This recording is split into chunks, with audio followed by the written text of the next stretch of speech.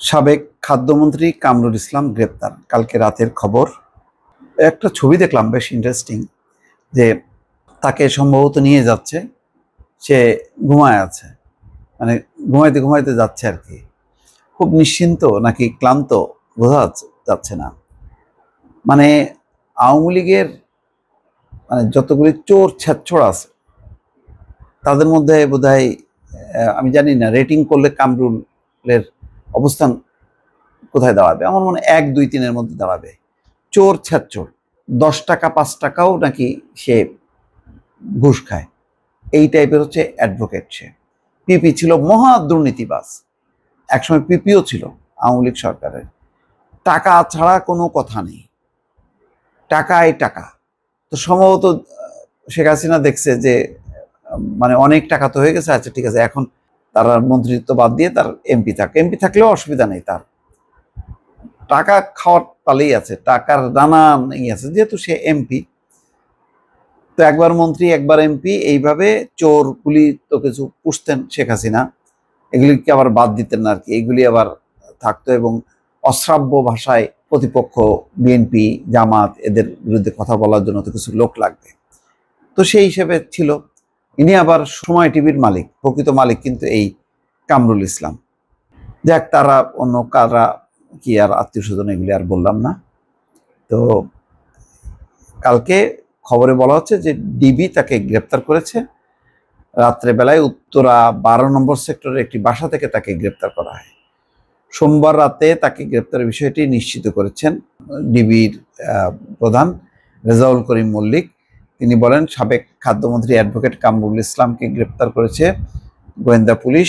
সোমবার রাতে উত্তরা 12 নম্বর সেক্টর থেকে তাকে গ্রেপ্তার করা হয়। তার বিরুদ্ধে 24টি মামলা আছে। গ্রেপ্তার পর তাকে ডিবি হেফাজতে রাখা হয়েছে। গত 5ই আগস্ট শেখ হাসিনার সরকারের পতনের পর থেকে অনেক আওয়ামী লীগ নেতার মতো আত্মগোপনে ছিলেন কামরুল ইসলাম। তার বিরুদ্ধে 24টি মামলা রয়েছে। এইসব চোরগুলি আসলে পালানোর সুযোগ দেয়নি।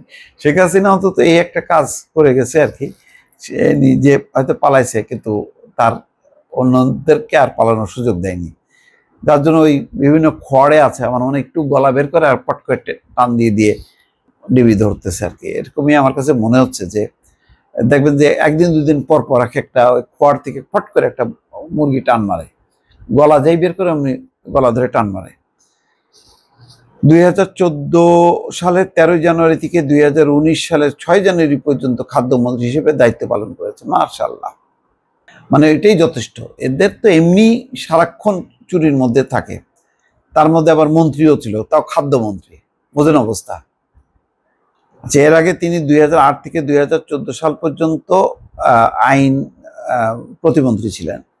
তিনি টানা 4বার সংসদ সদস্য ছিলেন। বিএনপি সহ বিভিন্ন রাজনৈতিক নেতাদের বিরুদ্ধে বিতর্কিত কথা বলতে সরব ছিলেন সাবেক এই মন্ত্রী। আইন প্রতিমন্ত্রী থাকাকালে নিম্ন আদালতের বেশিরভাগ কর্মচারী নিয়োগের ক্ষেত্রে দুর্নীতি ও অনিয়মের মাধ্যমে তিনি কোটি কোটি টাকা ঘুষ গ্রহণ করেন। এগুলি বললাম তো, একটা পিয়ন, দারোয়ান, সুইপার, মানে কারোর কাছ থেকে টাকা খাইতে বাকি রাখে নাই। এই জন্য বলছি তো, 5 টাকা 10 টাকাও নাকি সে ছাড়ে না। খাদ্যমন্ত্রী থাকাকালীন দুর্নীতির মাধ্যমে ব্রাজিল থেকে নিম্নমানের গম ক্রয় করে সরকারের কোটি কোটি টাকা আত্মসাতের অভিযোগ আছে তার বিরুদ্ধে। এই নিয়ে ব্যাপক সমালোচনার মুখেও পড়েন তিনি। আওয়ামী লীগ সরকার পতনের পর এরই মধ্যে তার বিরুদ্ধে অনুসন্ধান শুরু করেছে দুদক। দেখা যাক এখন দুদকের কাছ থেকে আমরা পরবর্তীতে কি পাই এই ভদ্রলোকের কাছ থেকে। ভদ্রলোক বলবো না, মহাচরের কাছ থেকে। দর্শক ভালো থাকবেন, আল্লাহ হাফেজ।